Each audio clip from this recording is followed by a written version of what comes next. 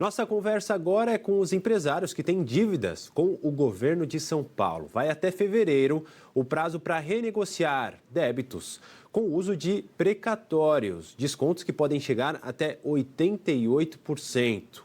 É sobre isso que eu converso agora com José Jerônimo Nogueira de Lima. Ele é mestre e doutor em Direito Administrativo e sócio do escritório Nogueira Greco. Muito bom dia ao senhor, tudo bem? Bom dia a todos que assistem a Band News TV. A primeira dúvida é a seguinte, né? Quando a gente fala sobre um número tão expressivo, né? 80%, 88% supostamente de abatimento, primeiro é entender quais tipos de débitos se encaixam nessa negociação. São todos os débitos ou há alguma limitação?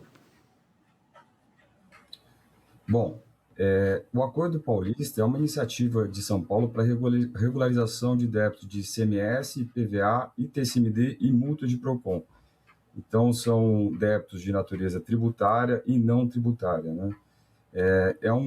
Esse acordo é um instrumento para recuperação desse tipo de crédito, né? O Estado tem uma dívida, um crédito tributário e não tributário, hoje soma cerca de 450 bilhões, né, em 2025, esse dado.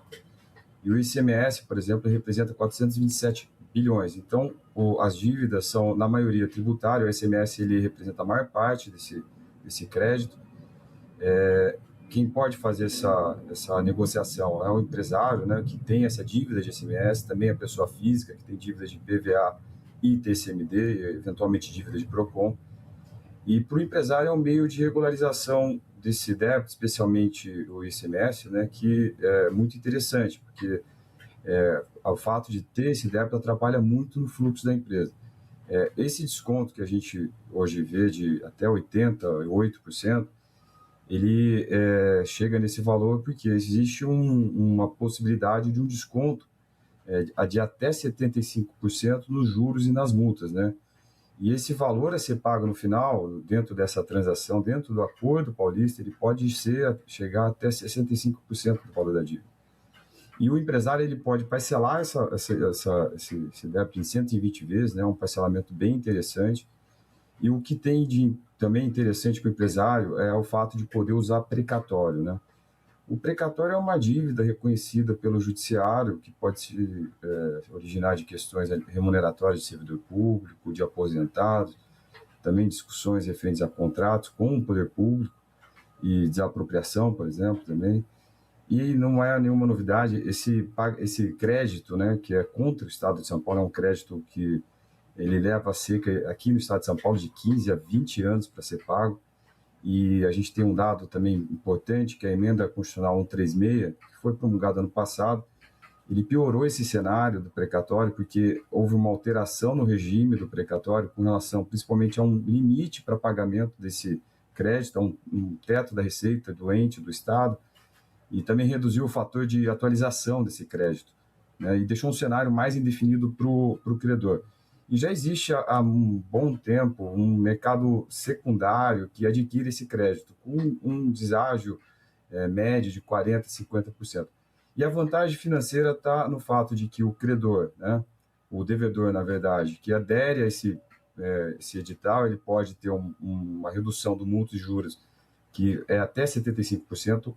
Esse valor transacionado pode chegar a 65%, né? E o fato de você usar o precatório, né, que você adquire ele no mercado com deságio, é possível você chegar a um valor de desconto geral, uma economia para o empresário em torno de 80%, 88%, dependendo de como se der essa transação, né? O precatório ele tem que cumprir os requisitos digital, né, ter a cessão, enfim, tem séries de requisitos, mas é um modelo de vantagem financeira, de um ganha-ganha, onde você tem redução nos juros e na multa, né, que é o incidente nos créditos de ICMS. Você tem ali um parcelamento muito viável também, de até 120, e a possibilidade de usar o precatório, que você pode adquirir esse crédito no mercado. Doutor, até para eu reforçar aqui o nome do escritório, né? O Escritório Nogueira Grieco.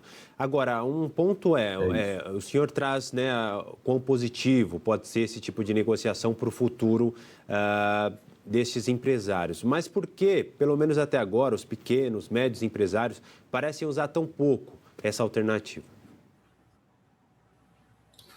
O que a gente tem visto é que a grande empresa, os grandes empresários, as grandes estruturas, elas têm departamentos jurídicos, contábeis, enfim, que viabiliza ter acesso à informação mesmo em relação a esse edital, a informação de como fazer essa adesão. E, por outro lado, as pequenas empresas, elas estão, a impressão nossa, é um pouco à margem da informação em si, né? Porque não é um procedimento muito simples para fazer adesão, mas nos parece que a informação não chega ao pequeno e ao médio empresário, mas até especificamente ao pequeno empresário.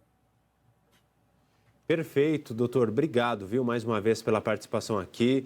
O doutor que nos ajuda a entender melhor e também trazendo esse serviço público, né, para muita gente que pode estar nos acompanhando e tem relação direta com essa possibilidade de ajuda para as próprias contas, para as contas das empresas. Então, José Jerônimo Nogueira de Lima, mestre, doutor, obrigado. Um grande abraço para o senhor. Ótimo fim de semana. Para você também, obrigado, agradeço pelo espaço, a oportunidade de compartilhar essa informação tão relevante. Até a próxima. Obrigado.